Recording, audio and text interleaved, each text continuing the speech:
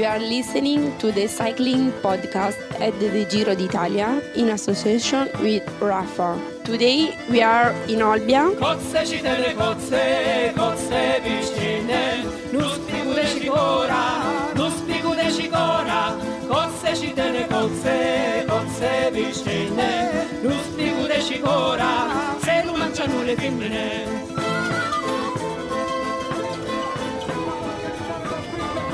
Ferrari che sta pilotando Modolo all'inseguimento dell'uomo del team Bora che è rimasto davanti. Attenzione, siamo allo sprint conclusivo e l'uomo della Bora incredibilmente riesce a chiudere bene. Un corridore austriaco che li prende i colori di Bora-Hansgrohe, Lukas Pöstlberger.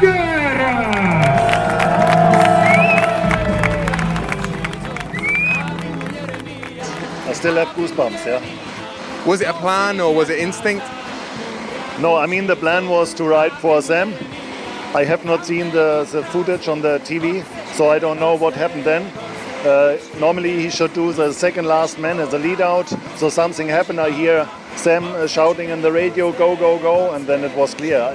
So our big goal was to get one stage win in these 3 weeks, yeah, after Leopold not being here.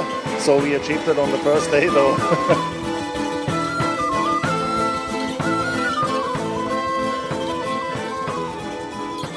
Hello, my name is Richard Moore. I'm with Daniel Friebe. Hello, Rich. And Lionel Birnie. Ciao, Lionel. Lionel. Hang on a sec. Sorry. Lionel. I'm busy, Rich. I'm busy. Come on. Oh my God, he's had his nose in that album all day. I've got my Panini sticker album from the Giro, and I have not faked this because it's impossible to know what stickers are in the envelopes.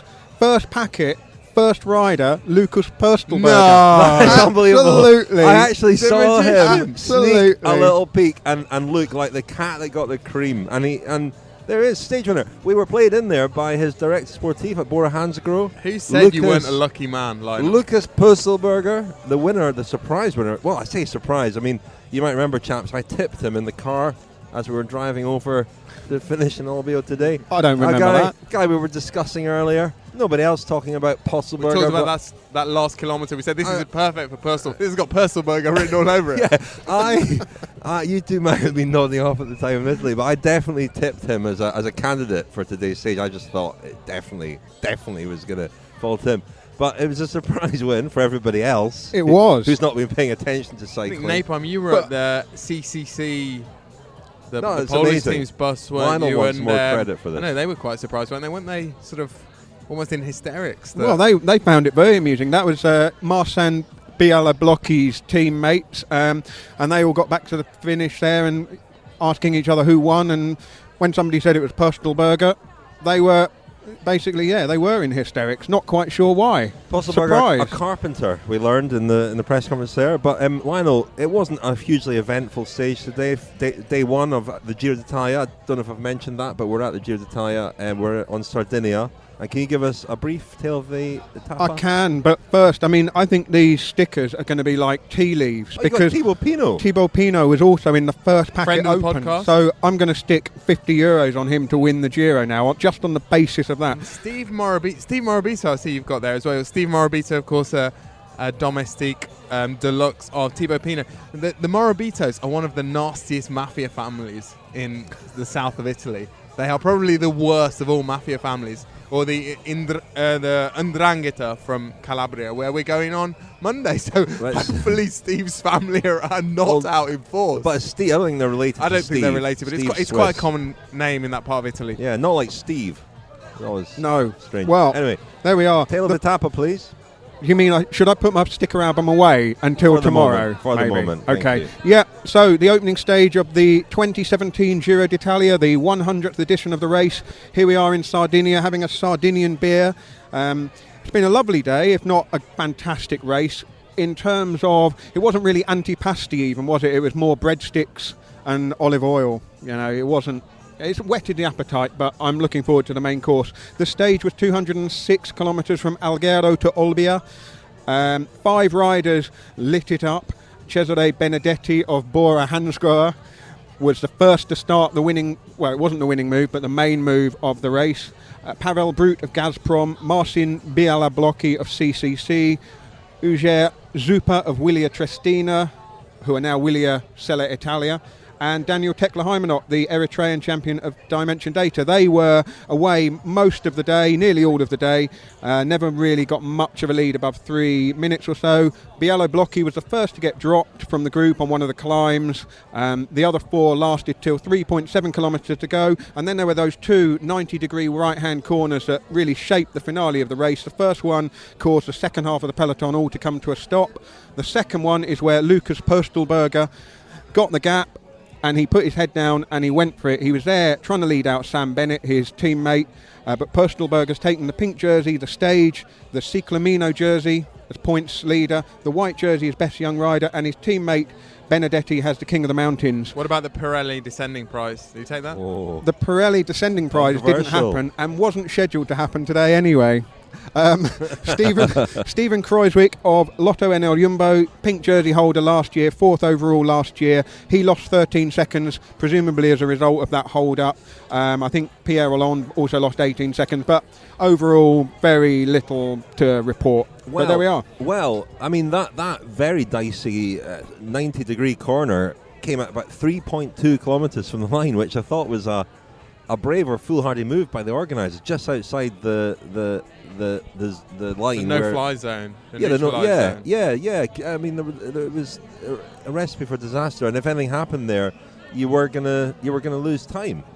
So that seemed surprising that it was just at that particular point. But sorry. This is something that's not really been talked about in the build-up to the race.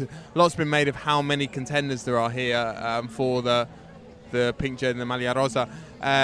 What we haven't really dwelt on is what this means for the flat stage and the sprint finishes. You know, we've seen in the last few years how GC contenders and their teams have sort of stampeded towards the front of the bunch on flat days to get safely inside that last 3 kilometres.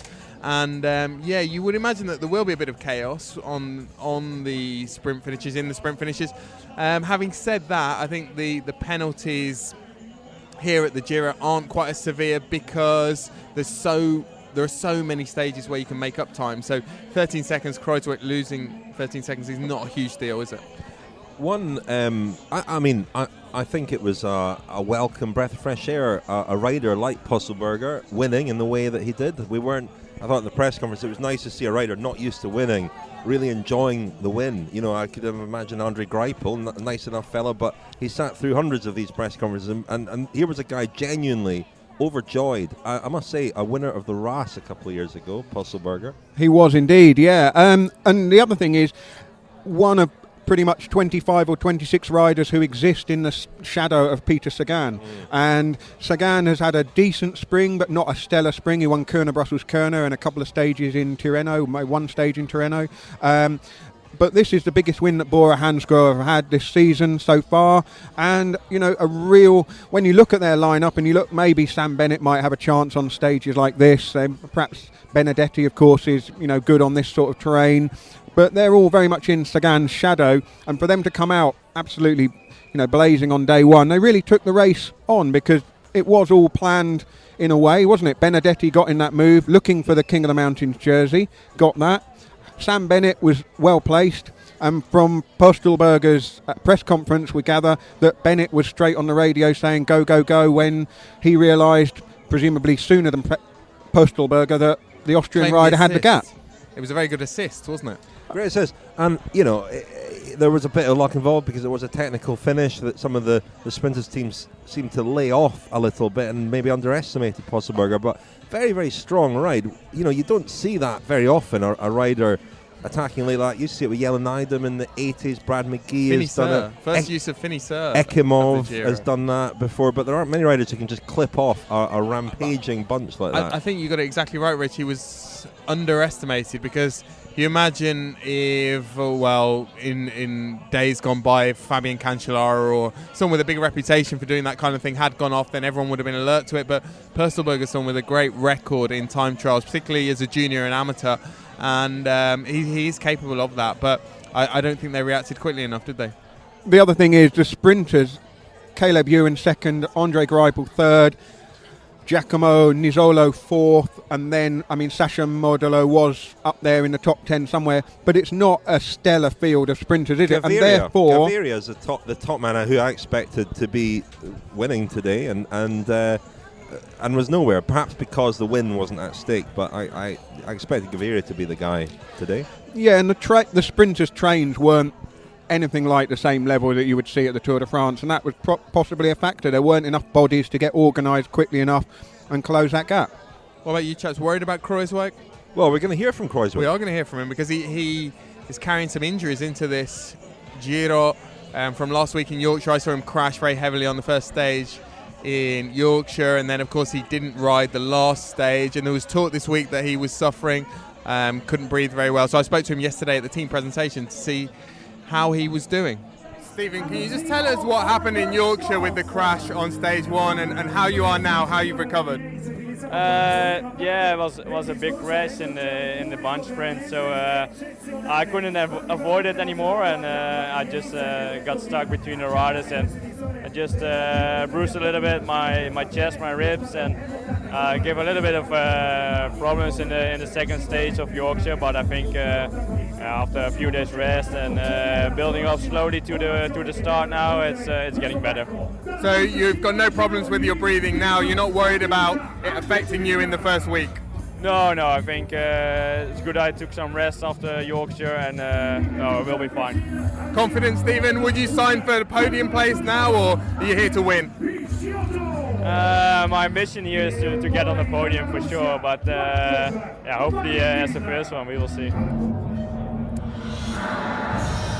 Hi guys, have a nice Giro to all the fun, for one especially good Giro for my big friend, for my big love, Giro.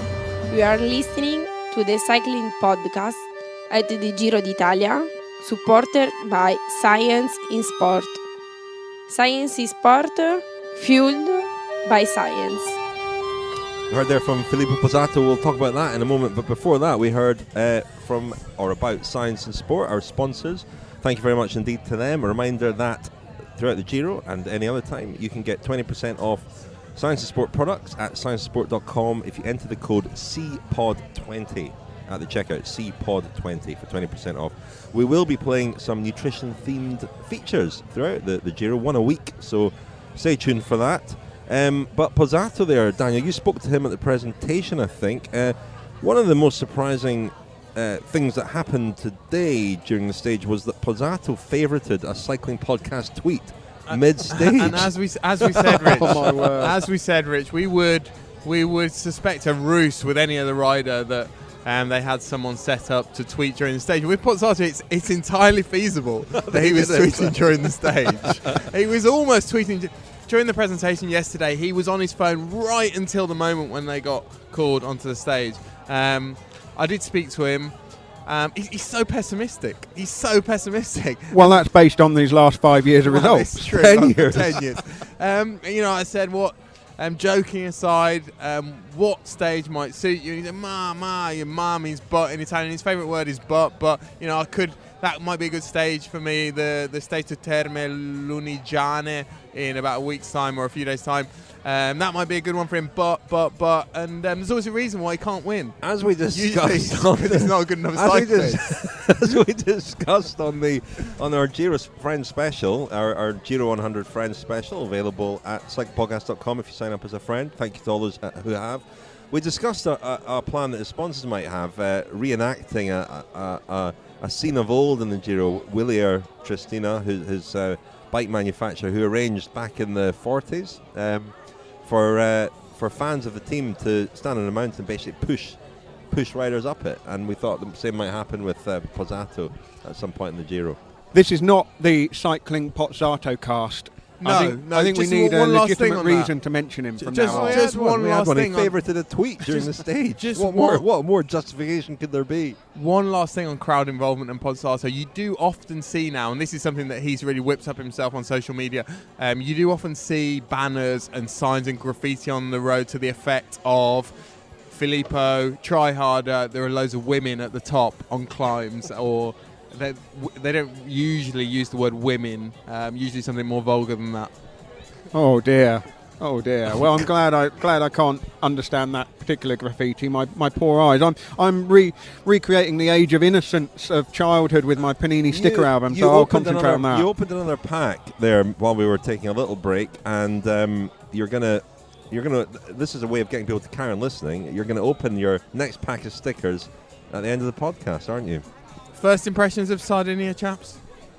Well, I don't think we saw the best of it today, did we? Certainly, I think tomorrow and Sunday hugs the coastline a lot more, doesn't it? And I mean, it's beautiful, but it reminds me of this part of southern Italy we went to last year, Rich, which, you know, it's beautiful, but sort of in a shabby chic kind of way. It's not overly commercialised. It doesn't seem to be. I don't know what Cagliari's like. We'll see that briefly on Sunday, won't we? I think the terrain itself perhaps caught one or two of the riders in the breakout, because Biella Blocchi certainly mentioned that he thought the course was harder than the road profile had led him to believe. Quite a lot of up and down, and generally a cross headwind today. So tomorrow and Sunday, that could mean crosswinds when the race is going down on the coast. So I think maybe we've probably got the best to come. Food's been all right, hasn't it, so far? Food pecorino, you've tried. Sardinia is famous for pecorino. You've tried that? Very nice. Last night's black pasta with squid was very nice, and the tuna was very nice. Not sure how local the tuna would have been, but it was nice. Breakfast was dreadful.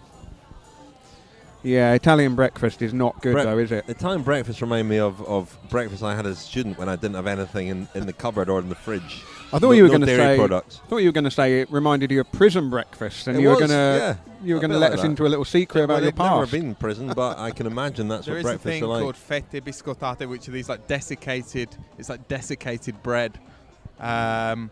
And it is an anomaly. It is to Italian cuisine what Filippo Pozzato is to Italian cycling.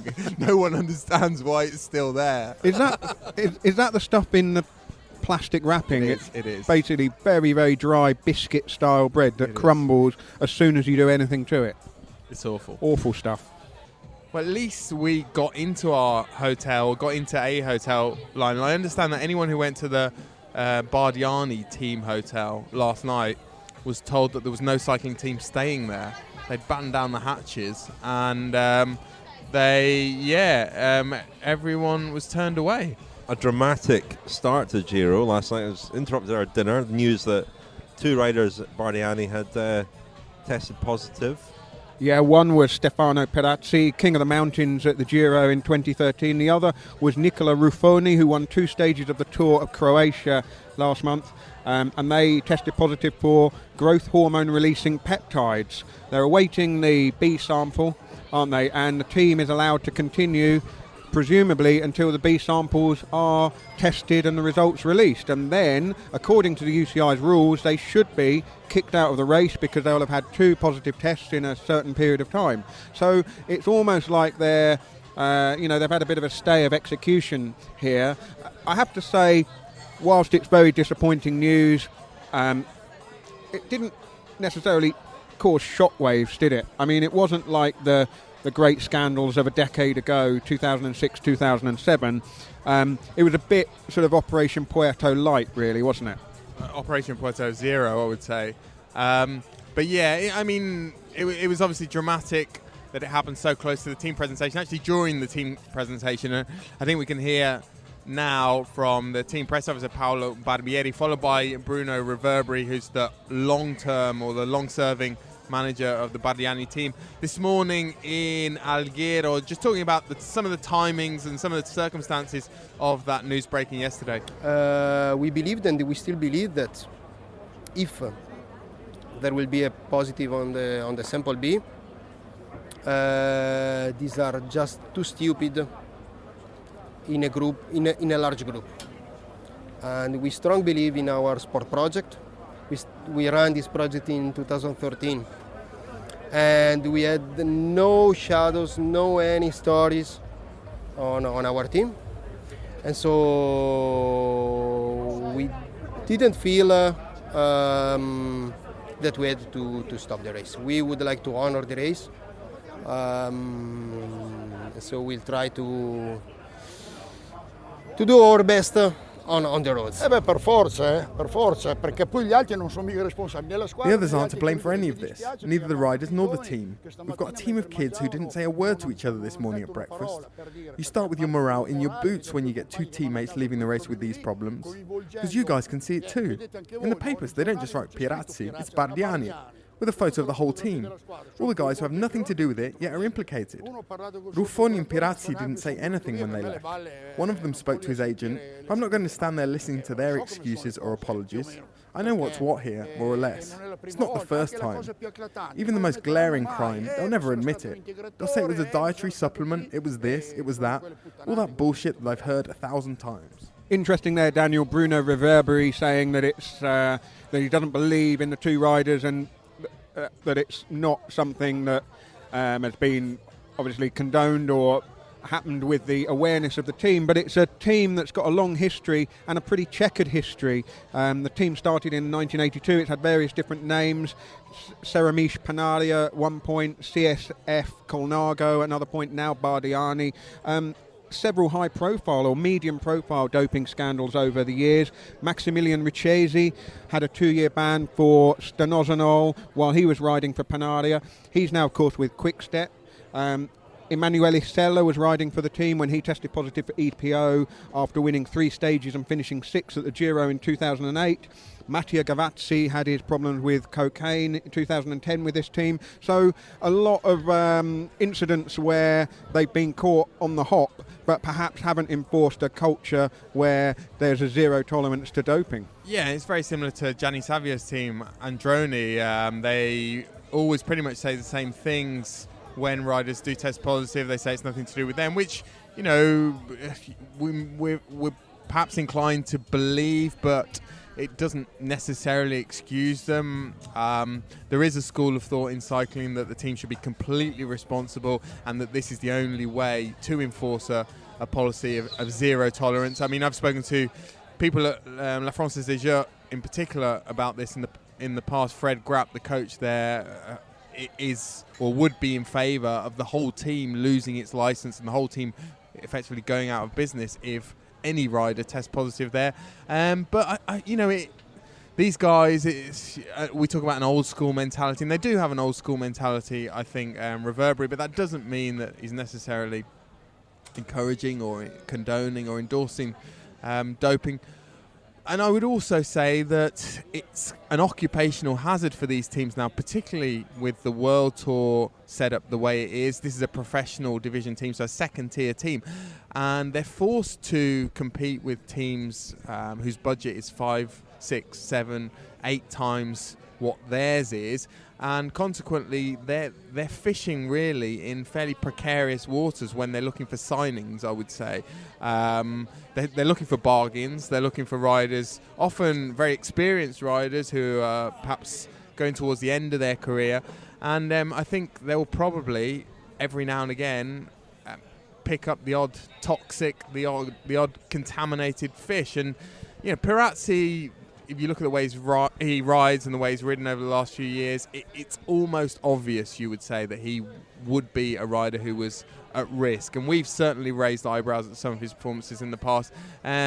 So should they have been aware of those risks? It's very difficult to know. I mean, they know his biological passport information. We don't. And I know that some World Tour teams have looked at Pirazzi and have decided not to sign him, not because his biological passport is suspicious, but because something doesn't necessarily add up. Why is this guy, who seems to be very talented, successful, why has he always been in a second division team? Why is a 30-year-old Giro stage winner King of the Mountains in a second division team? Exactly. I mean, the wider context is 100th Giro, the Giro starting with only 2 Italian teams, potentially only one if Bardiani are kicked out. That's a disaster, isn't it? And the teams that were overlooked for a wild card, the Italian teams, must be spitting nails. Hello, I'm Stefano. I'm a barista at Raffa. I'm from a small town which is in between Modena and Bologna. The rule is no cappuccino after 11. Please, in the afternoon you can always have like espresso, something really popular in Italy, which is the corretto. I don't know if you've ever heard. The corretto is like a single shot of espresso with a drop of sambuca. And, it makes more sense in the afternoon, even in the night. And yeah, absolutely. Rafa Cycle Club are some of the best equipment, best baristas. Sometimes you can find me as well, so. The Rafa Cycling Club is the largest global community of its kind. Members share their passion for the road through rides, events, exclusive club kit and racing. Find out more at rafa.cc.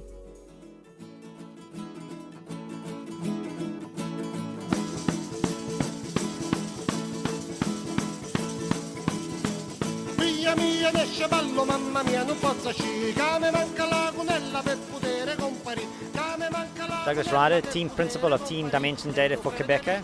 I think it's going to be a big fight between Quintana and Nibali, and I'm thinking Nibali first, Quintana second, and potentially Kruijswijk for third.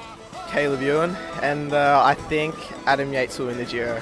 I'm Hans Ruggenberg from the Dutch newspaper, The Telegraaf. I think Bauke Mollema is going to win the Giro Italia. I am Joe Dombrowski of Cannondale Drapac, and I think that my man Thibaut Pinot is going to win the Giro. Favorite name, favorite rider? Ryan Gibbons from Team Dimension Data. I think Quintana is a good safe bet. Obviously Nibali last year, but Quintana, I think he's got it this year. I'm Hugh Caldy from Cannondale Drapac. This year in the Giro, I think Davide Formula will win. I'm Matej Markovic from Team UAE Fly Emirates, and I think that the winner of the Giro is going to be our captain, Rui Costa. Hi, I'm Matteo Montaguti of the team G2R Mondial. My favorite rider for the Tour of Italy, 100th edition, is Quintana, but I think also Landa is a good rider for the first place. Okay, I'm Maximilian Chandry, sport director of BMC Racing Team. The winner of this Giro will be in-house, TJ Van Garderen. Hi, it's Scott Sunderland here. My favourite, I think I'm going to go with Nibali. He knows what it's about. He's been very quiet, he's been preparing slowly and confidently. He has a good team around him, and their sole purpose, his whole team is built around Nibali and winning the 100th Giro. So I'm going to go for him. Yeah, I'm Daniel Taclaiman from Team Dimension Data for Quebecer. I can't say who is the win for the Giro, but there's a lot of contenders, great riders for these 3 weeks. So, in my opinion, maybe Quintana. This is Daan Akkenberg, Dutch journalist of the newspaper Algemeen Dagblad. My overall winner for the 100 Giro will be Michael Landa if he keeps his hand off the barbecue on the first rest day. Okay, I'm Mark Iselink. I work for Belgian daily newspaper Het Laatste Nieuws, and I think Nairo Quintana will win the Giro. Ryder, could you say I'm Ryder Hazeldahl, winner of the 2012 Giro, and the winner of this year's Giro will be... Oh, I don't do that. No predictions like that. No predictions? No. You're on the other side of the fence now, man. Yeah. You're on the other side of the fence. You can pick a name, surely. No, I know how likely the chances of making the call are, so I never want to put that on. Okay, if you were going to bet 100 euros of my money, who would you pick? Nairo. Reluctantly, but thank you. Yeah. Thank you. Have a good day. Look, a safe bet would be to say Quintana, but I think Kruijswijk. I think he would have learned from last year. He's got these fire in the belly to make up for last year, and it would have been interesting to see where he would have finished last year was for that crash. Can you introduce yourself as well, just say who you are? Oh, thank you. I wonder myself who I am. No, my name is Rupert Guinness, and I'm Australian, and I'm a cycling journalist for the last 30 years. Bloke trying to do his best. I have no idea who it's. I haven't looked at that at all. I just focus on my own race. So. All right. Sorry. Okay.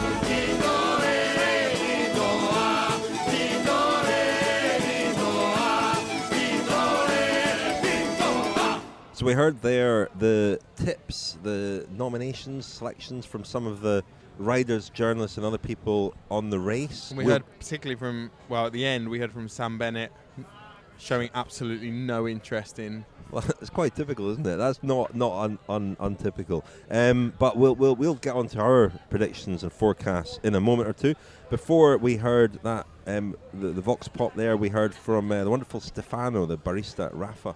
Thought that was an appropriate one to play for our first day at the Giro d'Italia. Should just flag up, lots of stuff happening at Rafa, and we're very grateful to them as our title sponsor. Rafa are going to be celebrating and showcasing the Giro throughout the race. The Rafa clubhouses throughout the world hosting a series of special pink-infused rides and events, as well as broadcasting all of the Giro on the big screens. They'll also be paying homage to Il Campionissimo Fausto Coppi with an exclusive set of clothing, launched today in fact, Friday, and the Races Centenarian Edition with special 100 kilometres celebrity routes and much, much more. Check out rafa.cc for information on everything that's going on with and at Rafa connected to the Giro, and the new range of clothing paying homage to Fausto Coppi. We will be presenting Pedlar de Charme. Got some wonderful new Rafa designed Pedlar de Charme t-shirts. They will be. We are launching a range of clothing in June. Actually, that'll be available just before the Tour de France to buy. But at the Giro here, we've got some t-shirts that we'll be presenting to the riders. We'll be doing a Pedlar de Charme one a week, I think, and we're gonna work out a way to get nominations from you, the listener, and have some kind of vote for your weekly Pedlar de Charme. So there should be lots of opportunities to get involved in that. But as I said, we heard there from a few people nominating their favourites. Not I mean, Nairo Quintana is obviously the outstanding favourite, but not the universal favourite. You know, obviously lots can go wrong, as we saw today at the finish. By no means guaranteed that Quintana will win. But Daniel, who do you think is going to win the Giro d'Italia? Well, I'm hoping that Vincenzo Nibali is going to have a very good Giro d'Italia, because that means that we can bring back the shark's tail. Aha! We're going to ask you about that. Yeah, the long lamented shark's tail that was much maligned. Yeah, it was kind of much maligned I think by people me. Enjoyed it. Primarily, we're thinking about bringing that back, aren't we? We are. We're mulling it over. It really depends on listener feedback. Yeah, let us know if you want the shark's tail, because there's a lot more in that book, isn't there? I mean, we are prepared. You barely skimmed the surface last year. There's all sorts, and we saw, obviously... There's probably another 8 days in it, let's be honest. Well, exactly. And listeners will remember the escapades of the wolf in the shark's tail, in the extracts from the shark's tail, the wolf being Vincenzo Nibali's father. And I was delighted to note yesterday that Wolfie is still the mascot of the Giro d'Italia, the official mascot. Bahrain Merida have got their own mascot, so there might be a bit of a... And 2 buses. There might be some mascot wars. We haven't really established what the Bahrain Merida's mascot is supposed to be. It's a bird. I don't know exactly what bird it is. I'd like to see the Bahrain bird and the Giro wolf have some kind of face-off in the Dolomites.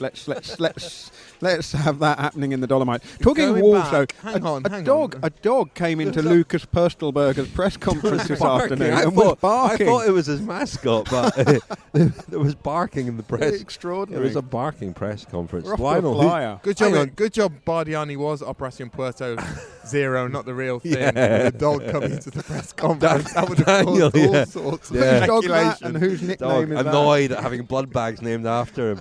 Daniel, have you said who you think is going to win? No, right. So who do I think is going to win? I think Quintana's going to win because he was extremely relaxed yesterday. And I think one of the interesting things for me in this Giro is that it has often seemed like the poor relation of the Tour de France. And even if big riders have come, they have come with their B teams, their second string teams. And a lot of the contenders who are here, of the sort of 10, 11, 12 riders that we think are going to win or have a chance to win the Giro, a lot of them come with really strong teams. I actually think, I think Quintana's team is very strong. I think Thibaut Pinot is going to go really well because he's so relaxed here, racing in Italy, away from all of the stresses and all of the expectations that he's under in France. So I think he could finish on the podium. So my podium is going to be Quintana, Nibali, Pinot. Lionel? Interesting. I hate I hate predictions, as you know. There's so far to go. And I also hate going second or third because I would have said Quintana as well, but now I feel compelled to say something different. Open a pack of stickers. No, we're saving that. We're saving that for the end. The stickers have already spoken, really, haven't they? Pinot, but I can't see Pinot winning it. I think Nibali is just a little bit over the hill. I think Van Garderen is going to flatter to deceive. I think that somebody like Zakharin will finish a solid top 5. And I think Adam Yates will be up there, but will be completely undone by the time trialling. I can't see past Quintana, I'm afraid, but I think it will. The joy is in the journey and finding out how he does it, not necessarily in revealing who the winner is at this point. Okay, I mean, it's very difficult to see Quintana finishing and not winning it. However, just to be different, I'm going to say Nibali's going to win it. I think Pinot and Dumoulin will be on the podium. And I think Bob Jungels will be 4th. I think Bob Jungels is a future Tour de France winner. This came to me the other day. Yeah. A form of a eureka moment. An epiphany. I think he's going to do a really good Giro. What do you think about Team Sky, Rich? Mikel Landa obviously had a terrible season last year, illness, personal problems. And as Dan Hackenberg said, if he can stay away from the barbecue on the first rest day, he could have a very good Giro. It was interesting listening to Matteo Montaguti, who's really got no sort of skin in the game, no reason to tout Mikel Landa as a potential winner in our predictions there. He mentioned Landa and thought that he'd be a real danger. Dario Cioni, the Team Sky director, thinks that Landa. In fact, should we hear from someone at Team Sky? Should we hear from Geraint Thomas, not Thomas Geraint, and Dario Cioni, and also G. And also that is banned from the podcast. Well, we were going to go the other way, and we were going to refer to all the Team Sky riders just by their first the initial of their first name. I think M will do well. I also think P should be good in the mountains. V was impressive today. D and S will do well as well. D is a young rider, and S is also a young rider. But there we are. And since we've been talking about mascots, as well as hearing from Dario Cioni and Geraint Thomas, should we also hear from the Team Sky mascot, King Kenny Elissonde? My role for sure will be to be a support in the mountain. We have a really hard 3rd weeks, really demanding, so this is why I'm here in the race, because we need to be really solid when we will hit the mountain and have a lot of guys. So hopefully we will have a jersey to defend. Ideally it will be the case. The whole team is based on GC. We are all behind these 2 guys, and 2 really different guys. What is also exciting, like we have Mikel Landa, a bit an artist on a bike, and G, like really, like British schools, really. So it's completely different, and which is nice for us as a team, and I thought for the spectator to follow. I think if it would be a normal Giro, maybe it will not be good for G, but with a 70k TT, it's great for G. So looking forward. The reality is they're both really big riders. Obviously, G is coming from a different trajectory, if you than Mikel. So G has hit many targets on the way coming into the Giro. Mikel has had a much better winter than usual because he's been illness-free. That is something new it hadn't happened the past 2 seasons. Had a good start in Valenciana, then maybe didn't progress as we expected in the following step, but I think he showed in Trentino that he was at a pretty good level, and we're all in to the Giro to get to Milano, and let's see what the road says and let's see what the result says. I think everyone, the 3rd week is going to be really hard for everyone, even for the most experienced riders, and so it's going to be the same for G, but also for Mikel, Quintana and Nibali. No, it's been similar really to last year. Training wise, I think that the main difference obviously though is just leading the team, and dealing with that pressure, and then the day in day out sort of having the guys ride for you and then trying to finish it off, and then obviously over 3 weeks that's prolonged even more, so but like I say, I'm pretty relaxed and just really looking forward to this chance now and just get stuck into some good racing. So that was 3 of the Team Sky players. I mean, they've got a very interesting hand to play, or 2 hands to play, with Landa and Geraint Thomas. I mean, you know, and the king Kenny Ellison, has been a big hit at Team Sky. I have to tell you, it was a surprising, a little hit. It was a tiny hit. In fact, you know that Pinarello had to make a bike. He doesn't fit any of their molds. They had to make a bike, especially because he's got a balance bike, hasn't he? Yeah. But he's impressed everyone at Team Sky. And we thought it was a strange signing when he went there from Francis de Jure, that he wasn't that kind of the sort of robotic rider who would be on the front setting the pace in the mountains, but apparently he's taken to Team Sky like a duck to water. Well, first French rider there since the first year of Team Sky, and Nicolas Portal, of course, is a Calzati. Who can forget Calzati? Well, Calzati only lasted a year, didn't he? And Portal didn't.